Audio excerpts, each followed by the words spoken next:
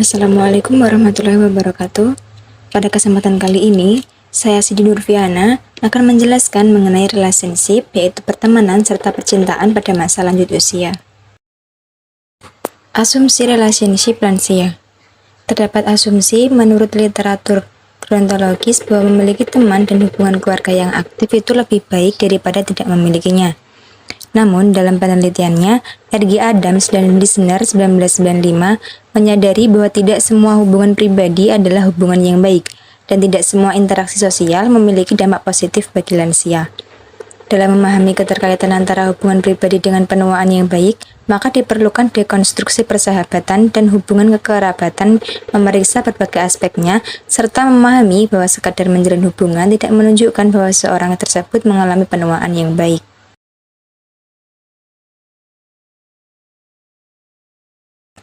Relasi pertemanan biasanya berperan penting sebagai support system pada lansia.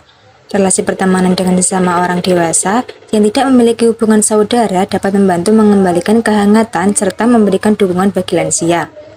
Secara teoritis, pertemanan bersifat sukarela yang membedakannya dengan jenis hubungan sosial yang lain. Misalnya, teman itu tidak ditentukan oleh darah seperti halnya saudara, atau teman itu juga tidak ditentukan oleh halnya tempat tinggal seperti tetangga. Teman bagi lansia juga didefinisikan sebagai bagian dari perjalanan hidup lansia, mendorong mereka untuk saling terbuka dan membantu untuk mengatasi rasa kesepian. Misalnya, aktivitas bersama teman seperti berbagi pemikiran dan pengalaman, mengembangkan hobi bersama, berkunjung atau menghadiri acara penting satu sama lain. Menurut Papalia, Olds dan Fieldman dalam Pahlavi et al. 2023 menyatakan bahwa lansia yang memiliki teman dekat cenderung memiliki kesehatan fisik dan mental yang lebih baik, dan mereka bahkan mungkin memiliki harapan hidup yang lebih tinggi. Nah, hal tersebut disebabkan karena bahwa hubungan pertemanan pada masa lanjut usia dapat membantu mengurangi stres yang berdampak pada kesehatan fisik dan mental lansia. Misalnya saja, jika lansia dapat secara terbuka berbagi pikiran, perasaan, dan kesulitan mereka dengan teman mereka, dianggap bahwa mereka itu akan mampu beradaptasi dengan lebih baik terhadap berbagai krisis dan perubahan fisik akibat dari penuaan. Nah, keterbukaan itulah dalam hubungan dengan teman yang dapat membantu lansia mengatasi masalah dan kekhawatiran yang mereka rasakan. Dalam hal ini, teman itu dianggap dapat turut merasakan hal yang sama dalam kehidupan yang terus menurun. Lansia pada umumnya lebih suka menghabiskan waktu bersama teman mereka dibanding waktu bersama dengan keluarga. Hal ini dikarenakan karena waktu lansia yang lebih singkat ketika bersama teman dibanding bersama keluarganya, sehingga kebersamaan dengan teman lebih menimbulkan kesan yang lebih mendalam bagi para lansia. Sebagai perbandingan, hubungan lansia dengan keluarga itu memberikan rasa aman dan dukungan emosional yang lebih besar, sedangkan hubungan lansia dengan teman mereka menjadikan sumber kesenangan yang lebih segar. Bentuk persahabatan menurut Lestari 2017 ada dua. Yang pertama adalah siapa yang dimaksud dengan sahabat, dan yang kedua adalah durasi persahabatan di masa tua. Yang pertama adalah siapa yang dimaksud dengan sahabat. Nah, persahabatan sendiri ini dianggap universal dan dibangun dengan berbagai orang, mulai dari teman sekolah, keluarga dari teman, generasi yang lebih muda, dan keluarga. Nah, pada akhirnya, persahabatan bagi lansia ini berkembang menjadi persahabatan dengan teman di masa sekolah dan juga keluarga dari temannya. Kemudian yang kedua adalah durasi persahabatan di masa tua. Persahabatan di usia lanjut dapat dibangun dengan orang baru atau bahkan orang lama. Persahabatan dengan orang lama biasanya berasal dari teman di masa sekolah. Persahabatan akan bertahan lama dan orang yang menjadi lebih tua merasa bahwa persahabatan itu semakin abadi dan damai. Persahabatan yang bertahan lama berubah menjadi kekeluargaan, sehingga sahabat dianggap sebagai anggota keluarga dan anggota keluarga dari sahabat juga dianggap sebagai sahabat. Fase persahabatan. Jumlah waktu yang diperlukan untuk melewati fase persahabatan itu berbeda-beda, tergantung pada setiap orang dan kondisi yang ada. Pergeseran dari satu fase ke fase yang lainnya mungkin terjadi secara kebetulan atau mungkin terjadi karena kesengajaan. Fase persahabatan sendiri ini dibedakan menjadi tiga. Yang pertama adalah fase diadik, atau disebut juga dengan fase pembentukan persahabatan. Nah, pada fase ini terjadi perpindahan dari orang asing, kemudian melanjutkan kenalan, dan kemudian melanjutkan sebagai persahabatan. Fase awal persahabatan ini melibatkan ketertarikan terhadap calon teman, Kemudian pertemuan awal, mengenal orang lain, membiarkan orang lain mengenal diri kita sendiri, dan menemukan calon teman jika mereka adalah orang yang asing sebelumnya kita tidak mengenalinya. Yang kedua adalah fase pemeliharaan. Nah, pada fase ini teman memiliki banyak cara untuk mempertahankan koneksi antara satu sama lain. Nah, dari waktu ke waktu mereka sering mengevaluasi satu sama lain. Dalam fase ini, mereka berhak untuk memutuskan mempertahankan pertemanannya atau bahkan membubarkan pertemanannya. Yang ketiga adalah fase jaringan. Dalam fase ini bisa jadi terjadi pembentukan persahabatan, seperti pembentukan kelompok persahabatan baru atau memasukkan pasangan dari individu ke dalam kelompok pertemanan yang sudah ada.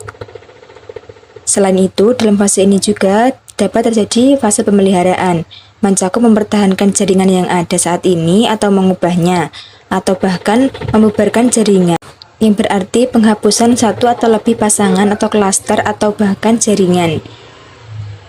Yang berarti penghapusan satu atau lebih pasangan atau klaster, atau lebih jarang lagi penghapusan semua ikatan persahabatan dalam suatu jaringan yang telah ada. Struktur persahabatan. Struktur ini adalah jenis ikatan yang menghubungkan hubungan individu seperti jumlah rekan, hierarki, kesamaan kedudukan sosial, jumlah rekan yang saling berkenal, atau tingkat solidaritas.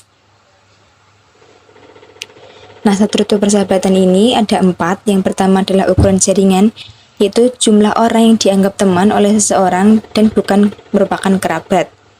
Kemudian yang kedua adalah homogenitas, yaitu kesamaan antara seseorang dengan teman-temannya. Yang ketiga adalah hierarki internal, yaitu kekuatan dan status seseorang dalam hubungannya dengan teman-temannya. Dan yang keempat adalah solidaritas, yaitu tingkat kedekatan antara individu dalam hubungan. Proses interaktif persahabatan ada 3. Yang pertama adalah proses kognitif, yaitu pemikiran internal pasangan tentang dirinya sendiri, teman, atau persahabatan. Misalnya, mereka berpikir tentang kestabilan persahabatan, tentang pengalaman bersama, tentang tingkah lakunya sendiri, tentang maksud atau kebutuhan pasangan, dan tentang bagaimana mereka melihat dan menilai daya tarik, karakter, dan kesamaan dengan orang lain. Kemudian yang kedua adalah proses afektif, yaitu reaksi emosional terhadap teman dan persahabatan. Nah, reaksi ini tuh dapat dibedakan menjadi 2, yaitu reaksi positif dan reaksi negatif. Reaksi positif itu contohnya seperti empati, kasih sayang, kepercayaan, kesetiaan, kepuasan, komitmen, kegembiraan, dan kepuasan. Sedangkan untuk emosi yang negatif atau tidak menyenangkan itu seperti ketidakpedulian satu sama lain, marah, permusuhan, atau bahkan cemburu satu sama lain. Nah, yang ketiga adalah proses perilaku, yaitu komponen tindakan persahabatan yang mencakup komunikasi seperti pengungkapan pikiran dan perasaan seseorang. Contoh lain dari proses perilaku ini seperti adanya menunjukkan kasih sayang, dukungan sosial, pertukaran sumber daya, kerjasama, koordinasi, berbagi aktivitas dan minat, penyembunyian, manipulasi, konflik, persaingan, dan sebagainya. Nah, Ketiga jenis proses persahabatan ini berinteraksi antara satu sama lain, sehingga reaksi afektif yang dihasilkan oleh proses kognitif mempengaruhi perilaku seseorang di masa depan atau mempengaruhi pikiran dan emosi mereka. Manfaat persahabatan bagi lansia. Dalam penelitiannya, Lestari 2017 mengungkapkan bahwa manfaat persahabatan bagi lansia adalah sebagai berikut. Yang pertama adalah energizer, yaitu di mana sahabat mampu membuat para lansia bersemangat dalam menjalani kegiatan dan kehidupannya. Kemudian yang kedua adalah membantu menyelesaikan masalah, di mana lansia menganggap sharing melalui kebersamaan dengan sahabat dapat merubah beban berat menjadi lebih ringan. Yang ketiga adalah role model. Bagi orang lanjut usia, berteman dengan sama adalah hal yang baik, karena mereka dapat menjadi role model sekaligus memberikan pembelajaran mengenai nilai-nilai dalam hidup. Dan yang terakhir adalah merasa lebih muda. Sahabat adalah bagian dari masa lalu. Misalnya sahabat di masa sekolah, yang dapat menghidupkan kembali kenangan yang indah selama masa sekolah. Hal ini membuat lansia merasa lebih muda dari umur mereka yang sebenarnya. Nah, persahabatan di usia tua dapat membantu menahan penuaan yang terjadi.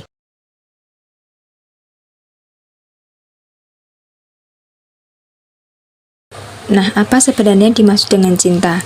Cinta adalah suatu perasaan atau suatu emosi yang kuat dan penuh kasih sayang mendalam terhadap orang lain. Sedangkan definisi cinta pada tahun-tahun akhir kehidupan diartikan sebagai hubungan antara dua orang yang ingin menghabiskan waktu bersama satu sama lain, yang ditandai dengan hal-hal seperti saling membantu, berkomunikasi dengan baik, dan menghormati antara satu sama lain. Teori segitiga cinta Sternberg atau The Triangular of Love. Yang pertama ada passion, yaitu cinta berdasarkan daya tarik fisik dan seksual pasangan. Yang kedua intimasi, yaitu cinta yang didasarkan pada perasaan emosional. Dan yang ketiga adalah komitmen, yaitu cinta yang didasarkan pada penilaian kognitif terhadap suatu hubungan. 8 tipe cinta berdasarkan teori cinta Sternberg. Yang pertama adalah tidak cinta, di mana dalam tipe ini tidak ada komponen cinta. Nah, biasanya terjadi dalam hubungan antar individu yang hanya berinteraksi dan tidak mengandung cinta sama sekali. Yang kedua adalah rasa suka, yaitu jenis cinta di mana ada komponen keintiman. Contohnya adalah persahabatan yang tidak melibatkan hasrat seksual. Kemudian yang ketiga adalah cinta nafsu, yaitu jenis cinta yang penuh dengan hasrat. Biasanya terjadi di awal hubungan atau sering disebut sebagai cinta pandangan pertama. Yang keempat adalah cinta hampa, yaitu jenis cinta yang tidak memiliki ikatan. Cinta hampa sering terjadi dalam hubungan jangka panjang, di mana unsur keintiman dan hasrat sudah berkurang, dan satu-satunya hal yang membuat hubungan bertahan adalah komitmen. Yang kelima adalah cinta romantis, yaitu cinta yang terjadi dari hasrat dan keintiman. Nah, remaja dan dewasa awal biasanya memiliki jenis cinta ini. Kemudian yang keenam adalah cinta persahabatan, yaitu jenis cinta yang terdiri dari komponen keintiman dan komitmen. Nah, cinta ini biasanya terjadi pada hubungan perkawinan yang berlangsung lama dan terjadi dalam hubungan keluarga. Yang ketujuh cinta buta, yaitu cinta yang penuh dengan hasrat dan komitmen. Dan yang terakhir adalah cinta sempurna, yaitu jenis cinta yang ideal yang meliputi kedekatan emosional, ketertarikan fisik atau seksual, dan komitmen. Nah, dalam hal ini penting untuk menekankan dan mengekspresikan 3 komponen cinta dalam hubungan. Hasil penelitian yang dilakukan oleh Shah dan Mulyadi 2016 pada pasangan lansia yang menikah kembali di usia lanjut, ditemukan bahwa cinta di antara pasangan lansia didominasi oleh cinta dengan dasar keintiman dan komitmen daripada cinta yang didasarkan pada gairah daya tarik fisik dan seksual. Selanjutnya, pada penelitian yang dilakukan Ramadhani 2022 pada lansia di Panti Sosial Tresna Wirda PSTW Budiluhur Jambi, menunjukkan bahwa 3 partisipan menunjukkan rasa cinta, rasa suka, cinta sempurna, dan cinta persahabatan. Gaya cinta menurut John Lee dalam Ariyati 2016. Yang pertama adalah strong atau cinta persahabatan, yaitu jenis cinta yang bertumbuh dari waktu ke waktu. Yang kedua ada pragma atau cinta logis, yaitu jenis cinta yang berpikir secara rasional. Yang ketiga ada agape atau cinta tanpa pamrih, yaitu jenis cinta yang saling mengerti, setia, dan bersedia menunggu. Yang keempat ada eros, yaitu cinta romantis, yang merupakan jenis cinta yang mengacu pada gairah dan romantis. Yang kelima ada ludos atau cinta permainan, yaitu jenis cinta yang hanya memikirkan kesenangan sesaat. Dan yang terakhir adalah mania atau cinta obsesif, yaitu jenis cinta yang ditandai dengan perilaku posesif. Berdasarkan hasil penelitian dilakukan Gupta et al. 2015 terhadap lansia di Afrika Australia, menunjukkan bahwa hanya ada 3 gaya cinta dari ke-6 gaya cinta menurut John Lee. Nah, pada lansia Afrika Australia itu hanya menunjukkan jenis cinta persahabatan, cinta logis, serta cinta tanpa pamrih.